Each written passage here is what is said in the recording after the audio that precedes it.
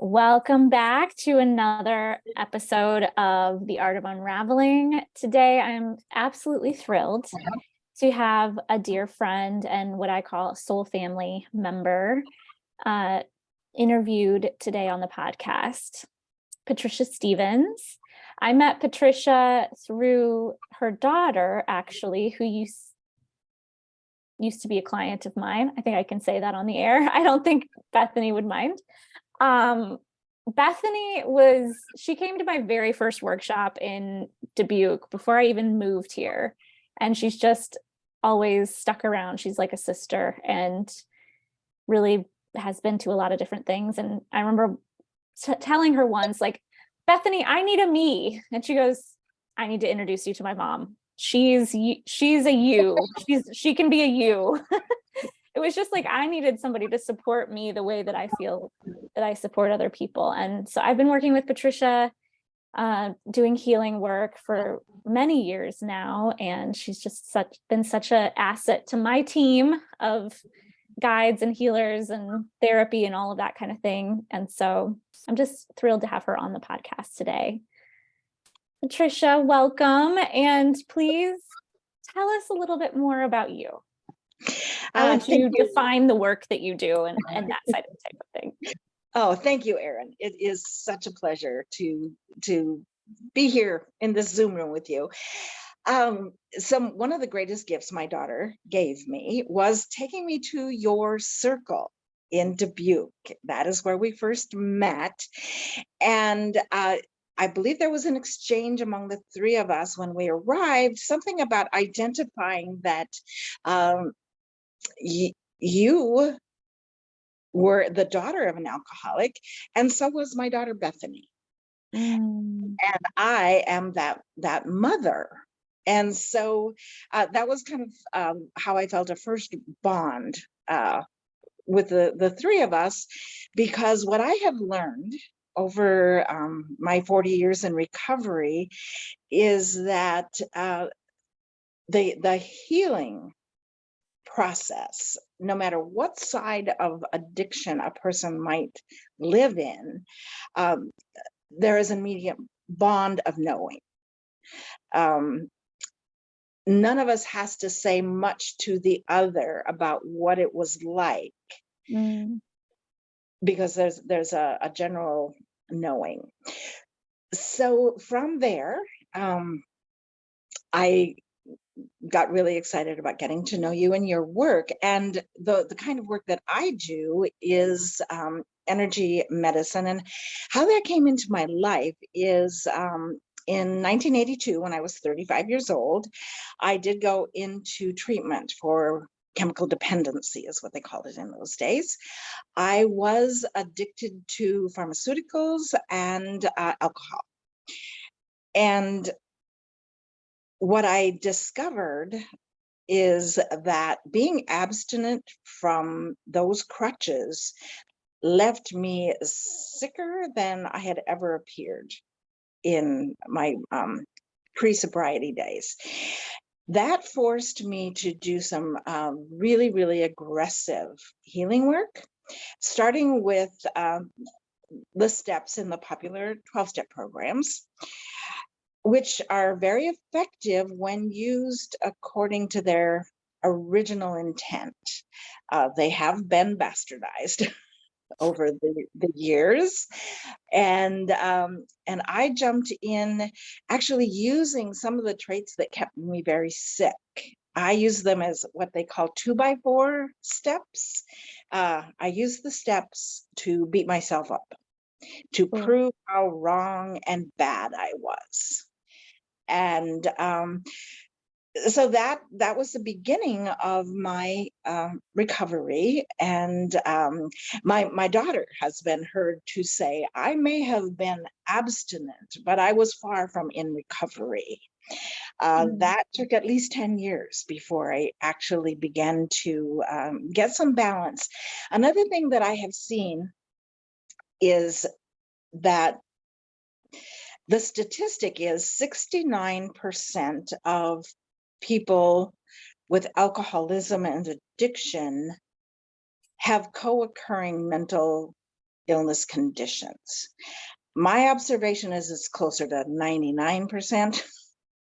Wow. It was certainly true of me. I could count on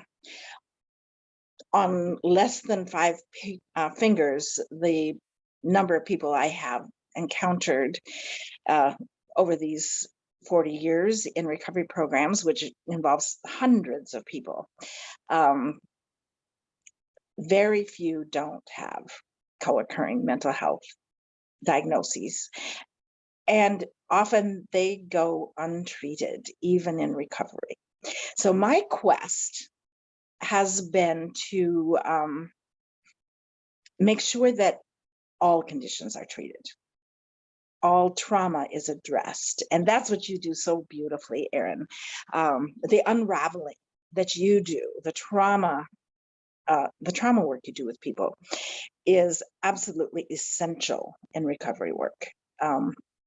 It was for me, and I've watched a lot of people, I've worked with a lot of people, and that's the key. That's the gold. Once we do the mental work, do all the analyzing and the applying all the psychological principles, it doesn't go far enough. And for me, I was fortunate to meet and be introduced to energy healers. And from there is where real recovery took hold. And I want that for everybody. Mm. That's my quest, is that those who seek the magic of energetic unraveling are able to find it. Oh, that's beautiful, Patricia. Yeah, you said so many good things in there. And I think that's a huge part of why I do what I do too, right? Is to help, yeah, people to unravel what's causing them to do the things, right? What's causing them to drink excessively or take prescription pills or whatever the case may be. There's something underneath that. It's not just, people don't just go and do those things. There's a reason. Absolutely. Oh, absolutely. That is such an important piece, is so many people in the recovery communities will say, I was an alcoholic and an addict long before I picked up my first drink or Wow. drug. I was set up for it. That And gives there's me chills. yeah, the truth is being spoken. There's also a lot of research done about genetics and running in families, and no one will ever know for sure what part of that is DNA, genetics, and what is conditioning in families. It all plays in, and we all know families where it just goes from generation to generation to generation to generation, and that's a fact.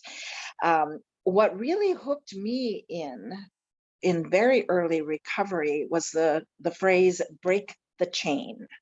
I do come from a long line of addicts and alcoholics. I'm the first one that embraced recovery or even admitted to having an issue with addiction. But that phrase, break the chain, is what had me just stay the course, no matter how difficult it was, because I wanted my children, grandchildren, great grandchildren to have the chance of not having this disease. And my children have done a lot of healing work for themselves.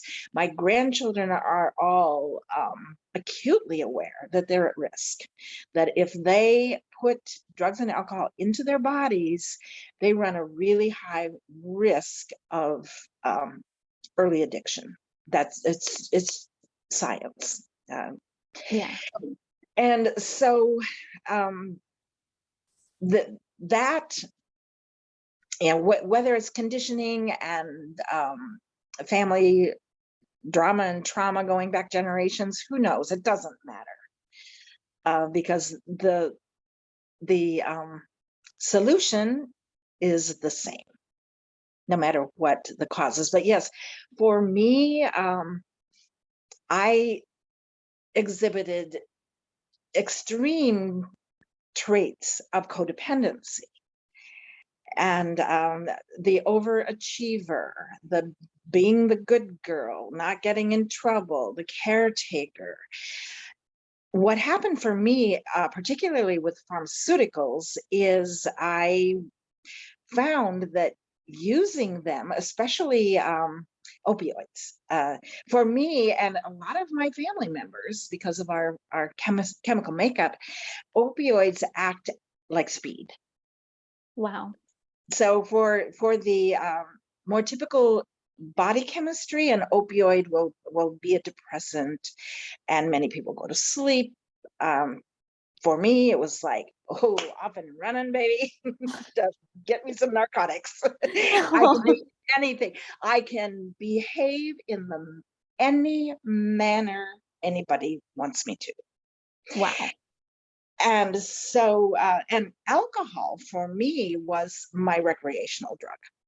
Um, I actually didn't get in a lot of trouble with alcohol.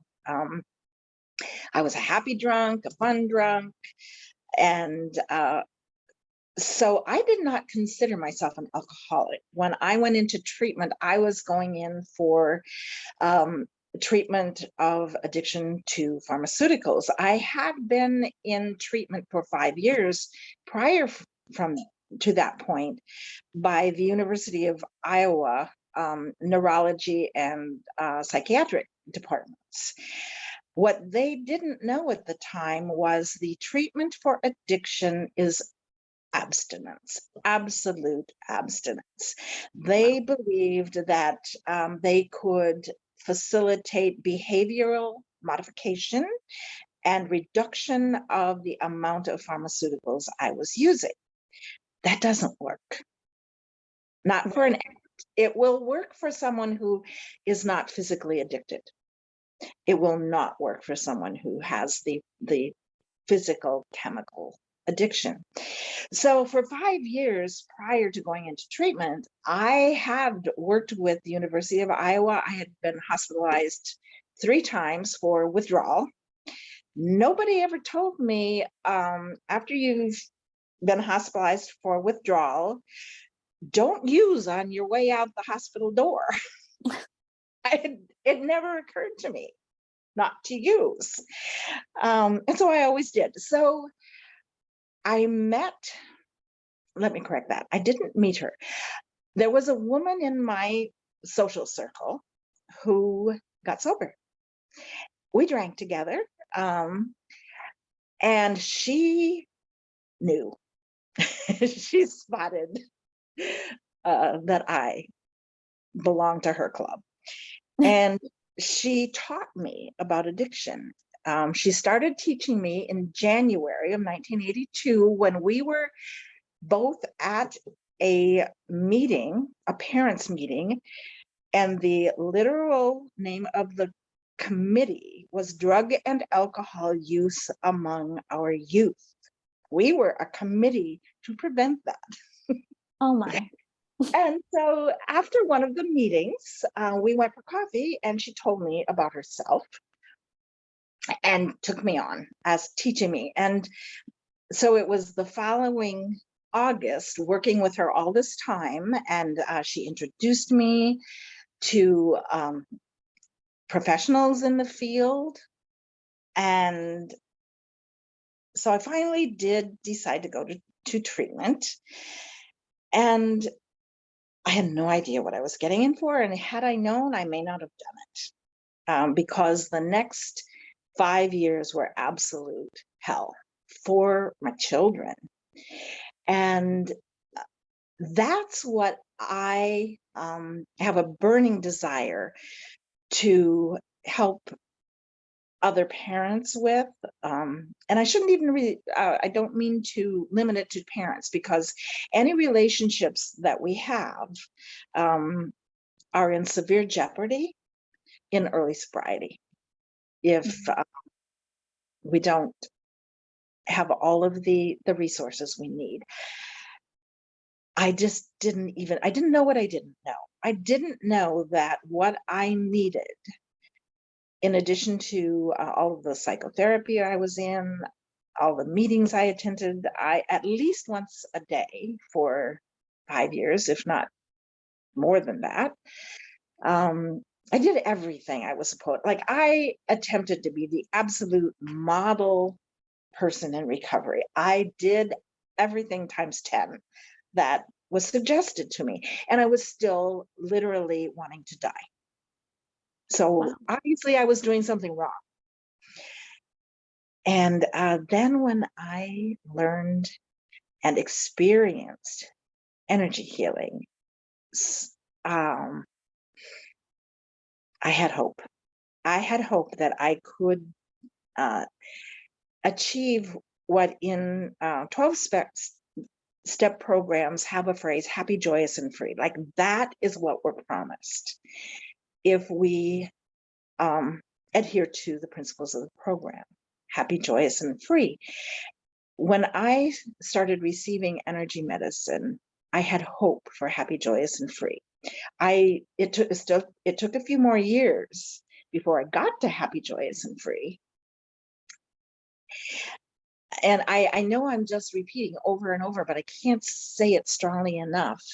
It is the energy healing that brings us home. Hmm. Wow. I've literally been writing so many questions to ask you. I hope we have enough time for all that wants to come through, because it's just such a powerful story. The energy healing, I love that. I love that that's what resonated with you the most and really gave you that hope. Let me see which question I want to pop to next.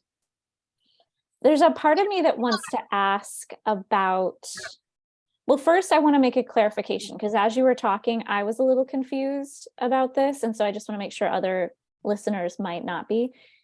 She said she's abstinent. She was absent of alcohol and drugs, and then 10 years in recovery. And that, you said something along those lines, but I think what you meant is you were absent of it, and then recovery means you're not having it at all. That's the same thing. The word is actually abstinence. Abstinence, yes. Okay. I was abstinent. It means I had no drugs or alcohol. So and that's the same as being in recovery. That's the same as being sober. Okay. Sober. When we say yeah, I think you were clarifying something there, and that's what I was confused about. So speak into that a little bit more. Yes, thank you for that, asking that question. So being abstinent, having no drugs and alcohol in my system, does not equate being in recovery from addiction, alcoholism. We talk a lot about the ism of alcoholism, that even though we put down the substances, the ism is alive and well. All of the traits.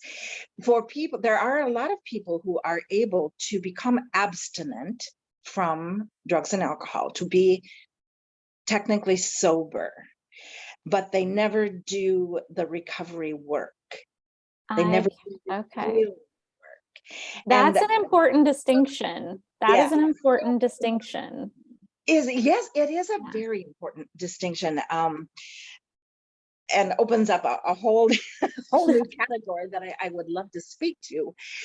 So a lot of people have pride in being able to stop on their own.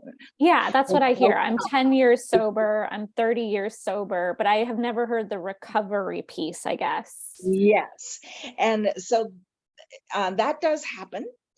Generally, that doesn't create a very peaceful and happy lifestyle, because the isms, the healing, doesn't get to happen.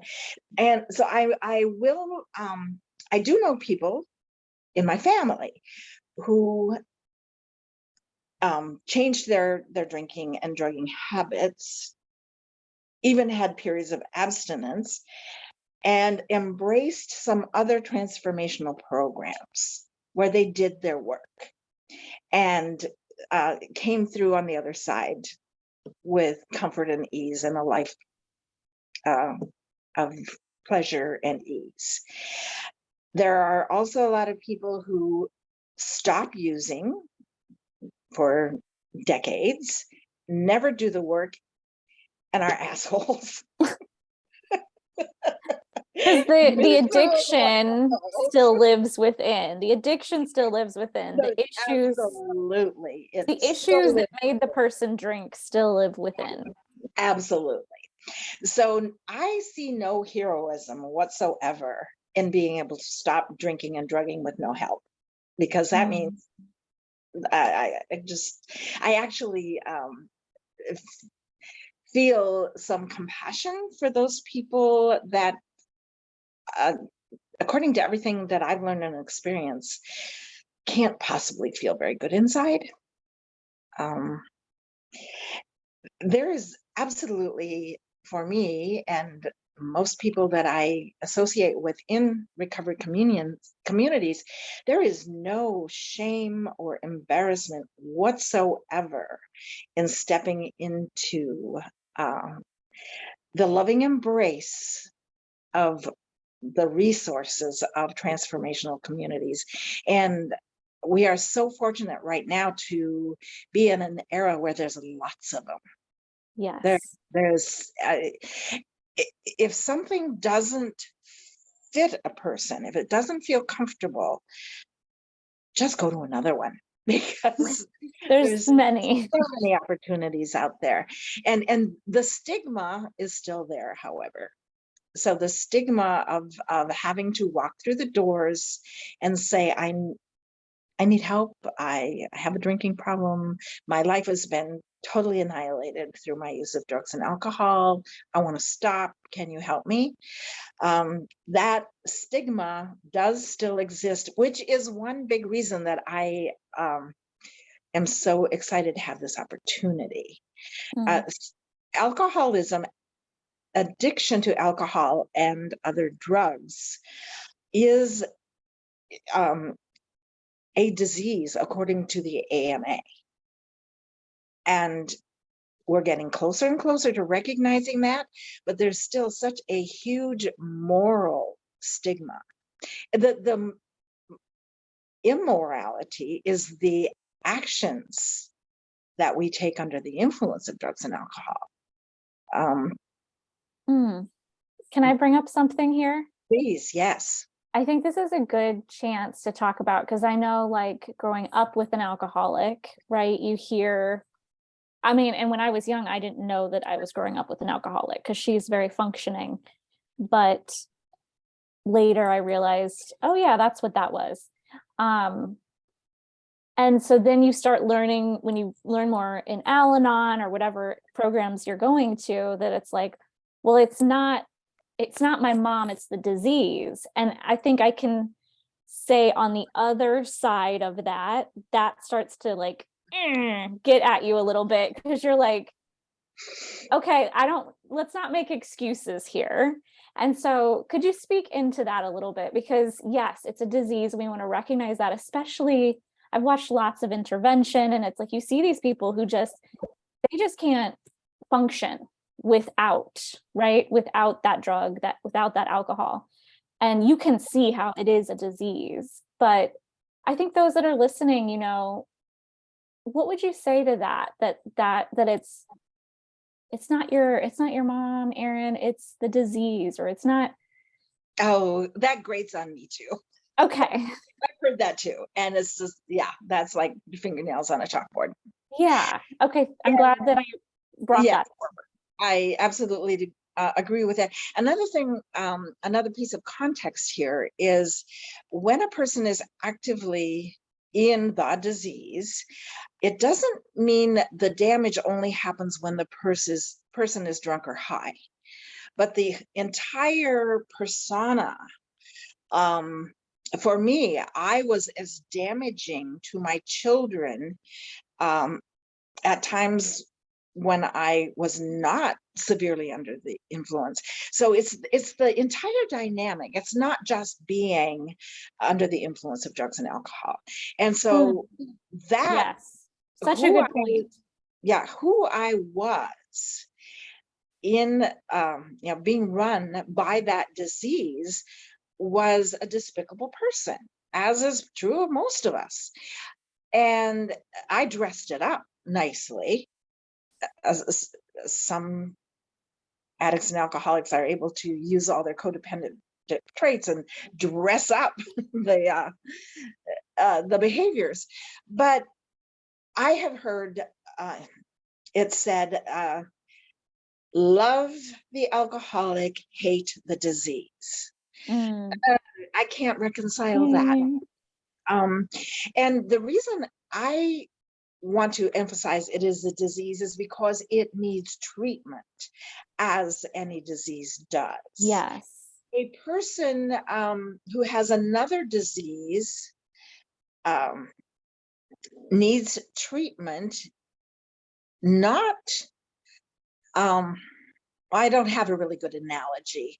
Often alcoholism as a disease is compared to diabetes. That is, it is easily controlled, usually with diet. And then when people know how to treat their diabetes and don't, their loved ones get pretty angry. Yeah. And justifiably so. When those of us with alcoholism know how to treat our disease and we choose not to, that's pretty irresponsible, and it's pretty justifiable that our family and our loved ones are not going to find that acceptable. But it's so hard too, because it's like there's such a denial. I know for my mom, in her case, there's a lot of denial there. Like a lot of alcoholics and drug addicts, they wouldn't even relate to that. They don't even realize. Yeah, that's absolutely true. Especially I think with alcohol and probably prescription medication, it's very easy to be like, this isn't a problem. I need, like alcohol is such a part of our society. Prescription drugs, it's easy to say, well, I need this for my headaches, or I need this to calm down, and I think it's easier to like, this isn't a problem. Yes, it is. And if the behavior is almost acceptable, there's a lot of getting by, which is the worst possible circumstance. There's a lot of violence associated with drugs and alcohol, and the stereotype is that that is the norm. There are more addicts and alcoholics who aren't obviously violent, but do their damage in such subtle ways that society doesn't recognize it.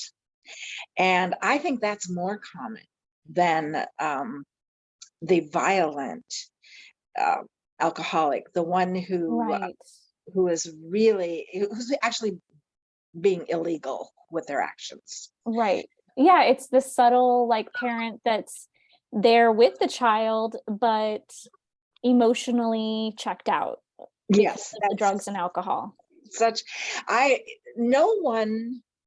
Let me correct that. Most people did not believe that I was an addict and alcoholic because I dressed it up. They had no idea what it was like for my children. Because they thought I was just sick a lot, because that's what I created. Even my doctors. When I decided to go to treatment, I had 3 doctors under whose care I was at the time. It was a psychiatrist, my general practitioner, and a neurologist. All 3 said to me, don't do this. Do not check yourself into a treatment program, because you won't be able to do it, and it'll be another blow to your self-esteem. Wow. And the people pleaser that I was, my family didn't want me doing it. They didn't believe that was my issue. And it's only, but I call it the grace of God, God being the creator of all that is, and a divine spirit, that in spite of these authorities and these loved ones telling me don't do it, I went anyway. Mm. I don't know how or why I was able to do that. It meant setting up childcare for a month. I was, out of the home for a month. My children were 5 and 10 at the time. It was the most selfish act I've ever done. And I had to. I just had to do it. You said something, Patricia. It's not just the damage under the influence that causes the damage in the people around you. I did say that. How comfortable do you feel speaking into what you are calling the damage after? Because I think so many people are like, I've heard this from clients, and they're just like, I just need them to get sober. And nobody realizes what happens once the person gets sober. Like, that's a whole other monster and issue to deal with. Is there anything you want to speak into about that? Like, yes, and it occurred, the damage occurred both pre-sobriety, going into treatment, and post. My children lived in absolute terror of what would happen to me. They knew they were not being cared for. They were blaming themselves for my depression, for my checking out. My migraine was a huge part of my life, both before and for quite a few years after sobriety set in. So the damage to my children was they felt unsafe, and they created some mechanisms for themselves that they were overachievers. That thou shalt not have feelings was the law. So they learned not to have feelings. They learned not to have needs. They learned they were on their own. My son was cooking for his little baby sister at a very young age. They ran the household by themselves. They never knew if I was going to be up yet when they came home from school at 3 o'clock. Bringing other kids into the house was a risk. How do you explain that your mother is still in bed after school? So they learned to pretend, and they were very, very good at it, and in some cases still are very, very good at it. They learned that they needed to depend on themselves. So this is still a little bit too vague to speak to what you're saying. well, where were you going to go with that? Because I was going to also, where this is kind of leading me is a little bit to what we talked about yesterday. And if you want to speak to that, like how, or just the thought of like knowing that happened as it did and how it affected your children. What do you feel any of the implications of that now? And how have you worked through that? Because that must be a heavy thing to carry now that you are yes, and 40 years sober. 40 years is a long time. It's a lot of unraveling. That's a lot of unraveling. For both of my children, they have had serial relationships in their lives because they had no idea how to do relationship. They had no idea how to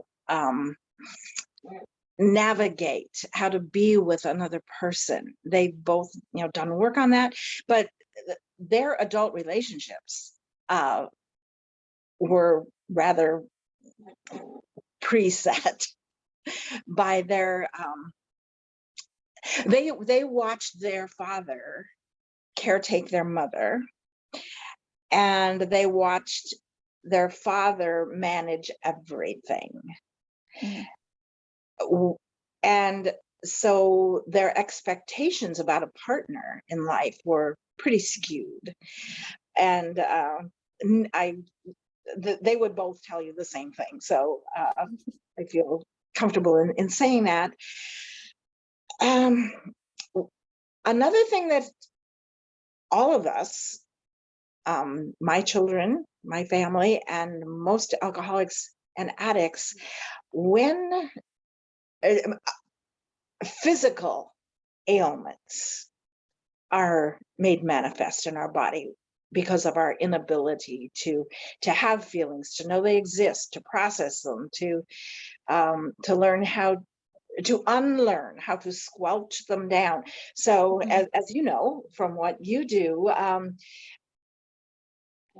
a child who learns to not have feelings turns it all inward, and that often turns into physical ailments.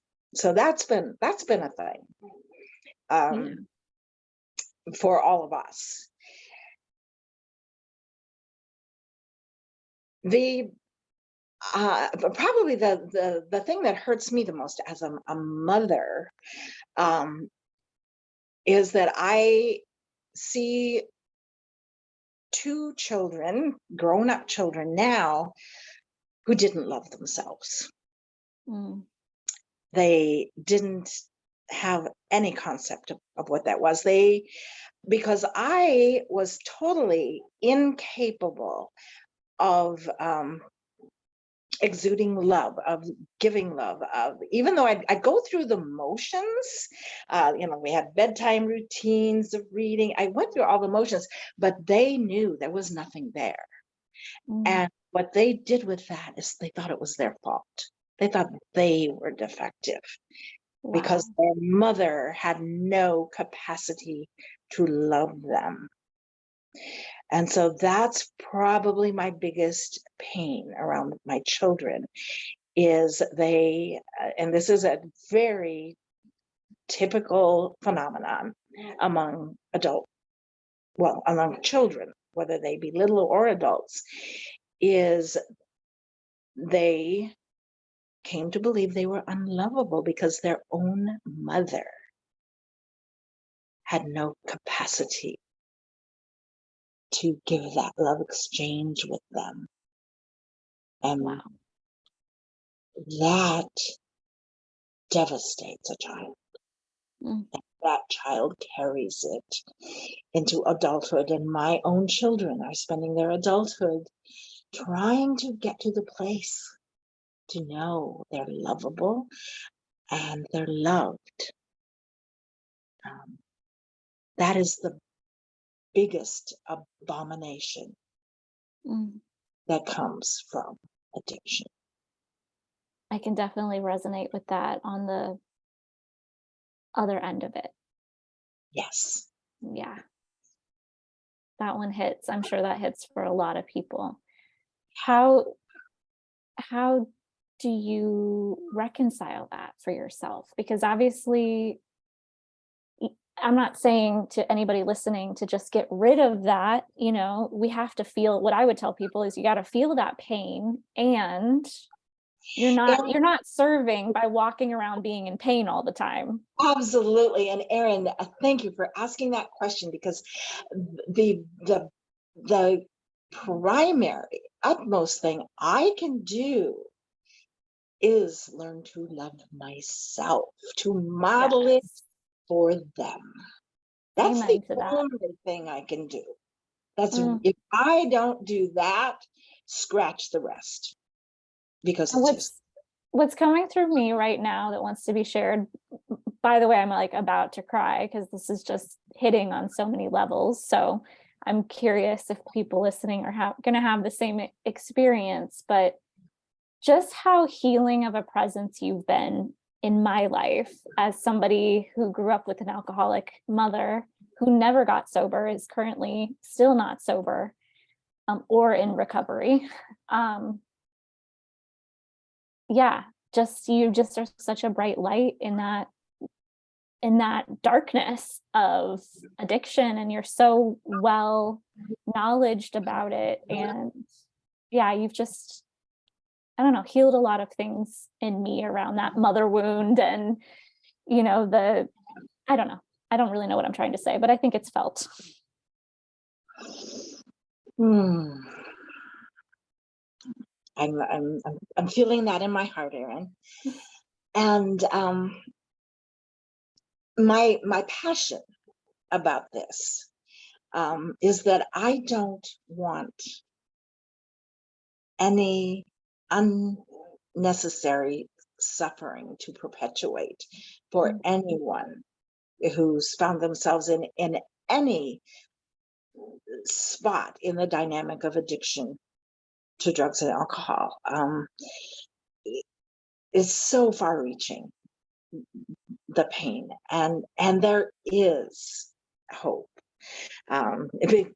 The unraveling that you do, I have become trained as an addiction specialist, and so I come not only from my own experience and passion, but I do have training in the field. And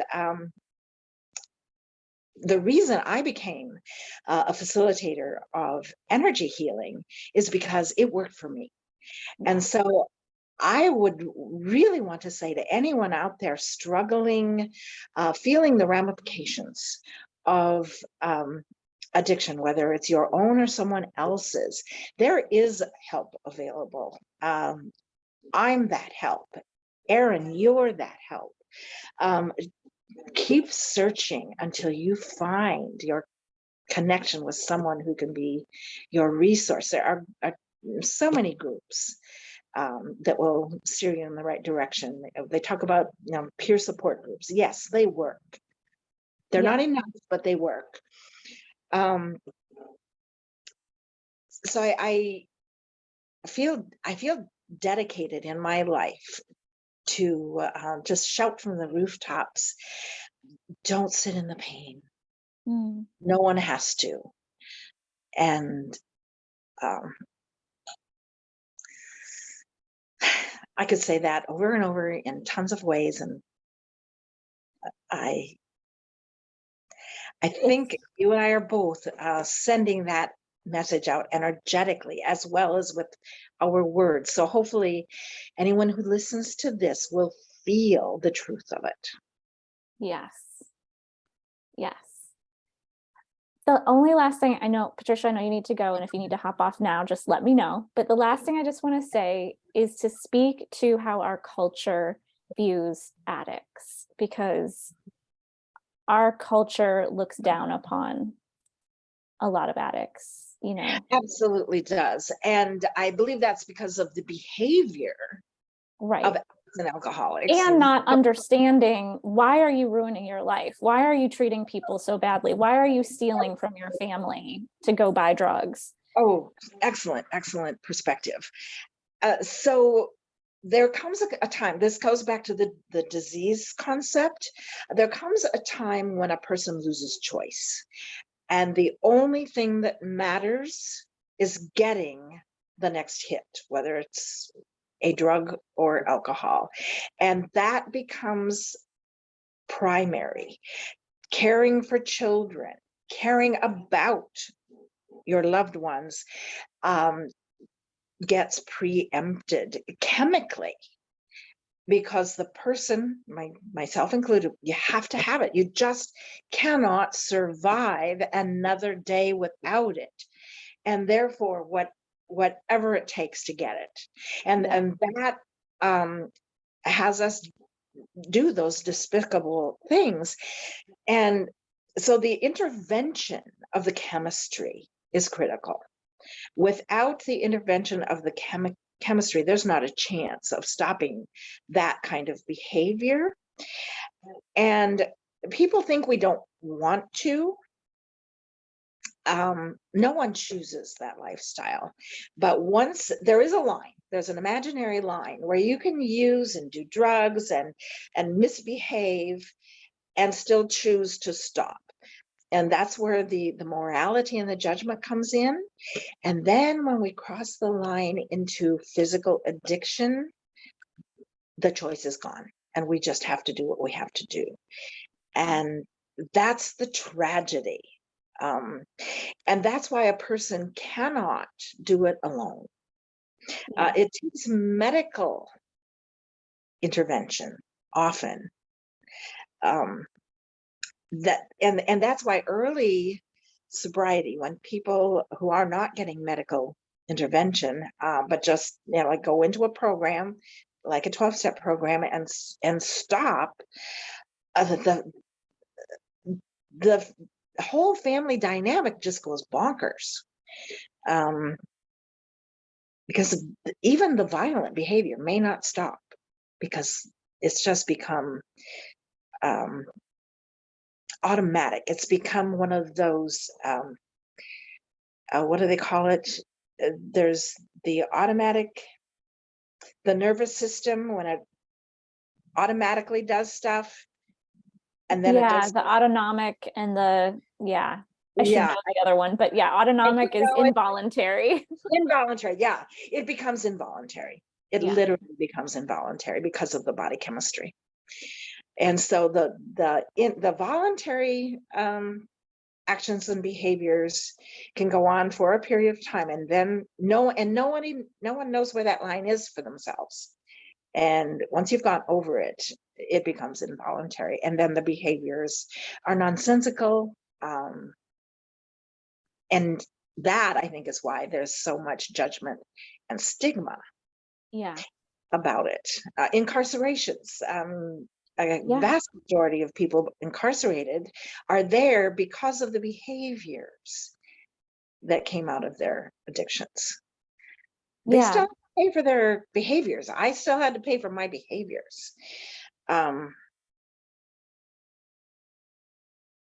So incarceration in many cases is required, it's necessary. But incarceration is not going to resolve the medical condition of addiction. Right. And as far as the stigma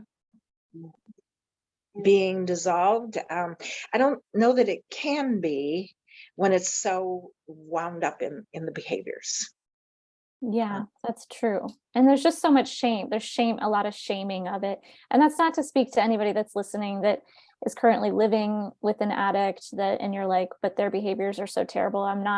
Obviously I grew up in that way too. I'm not here to condone that bad behavior, and neither is Patricia. But I just think it's important to highlight that as a society, we tend to shame people that are drug addicts, like severe drug addicts, severe alcoholics. There's a lot of shaming that we do there because it's like, just stop drinking, just stop using the drug. And what Patricia's telling us is that there's literally not a choice in the matter when it gets to a certain point. And I think that's just important to say, because it's like, can we find some compassion for the people, instead of walking by somebody. I was just in Tampa, and we were in a kind of a bad area by accident, having dinner one night. It was fine, we were safe, but it was like we were seeing some interesting behavior going on, and it would be very easy to look at that person and go, what are you doing? You're ruining my dinner. You're a bad person. Stop drinking, you're whatever, and to put all the judgment and shame. But I think we just as a society need to check ourselves a little bit on that and find some compassion. Yeah, and not only compassion, but resources. And yes. Yeah, it's about money. It is a lot of it about money. Yeah. I know with no doubt whatsoever, I could easily be that woman on the street pushing a grocery cart. That had I not been in a family situation where we had the financial resources and the family support, the people who took care of my children, for me to get the help I needed, it was absolutely, there, but for the grace of God, go I, when I see those homeless people. I know it could be me if I had not had the good fortune to have access to the resources. So that, when you ask what can society do, whatever we can to provide the resources. Yeah. That's why I am on the board of directors of the National Alliance for Mental Illness. And that's why I'm on that board, is to activate, to be an activist, to do whatever I can do to make resources available. And compassion, yes, we need it. And maybe the compassion and the willingness to support resources go hand in hand. Yeah, definitely. Patricia, this was so lovely. I feel like we could just keep going all evening, but I do know that time is getting in our way. If it hasn't already. So I will jump off here to jump into yet another class where I'm learning about the neuroplasticity that will give myself and all those who have suffered trauma a chance. So that's where I'm going next. That's where you're going. Okay, good. I'm glad you didn't have to drive somewhere. No. Last question, I always like to ask this of any guest I have. Patricia, what would you tell somebody who's in the middle of their unraveling right now? Maybe they're unraveling some sort of addiction with a family member, or an addiction in themselves, or just unraveling, addiction comes in many forms. It doesn't just have to be drugs and alcohol. What would you tell somebody? What's your advice? You've given us so much advice, but any last words? I would say make it the highest priority of your life. Oh, mic drop. Wow. I don't think anything else needs to be said after that. That was sublime. Nothing is more important. Nothing is more important. You're healing your trauma, because as Patricia is saying, like, she stopped that addiction from traveling through her generational line by stopping that in herself, and it came from many generations behind her. So even though life for your children is still unraveling, it's like you shifted that paradigm for them and for your grandchildren by doing what you did. So that's how we heal the world, by the way. That's what I always say. Heal yourself, heal the world. At a time. Yeah, one person at a time. But it does spread out. Thank you so much for everything. I'm sure people are going to have more questions. Maybe we'll have to bring you back again. And we will leave information about how you can find Patricia and her services below this podcast if you're interested. Thank you, Patricia, for being here. My honor. I love you, Erin. I love you. Namaste. Namaste.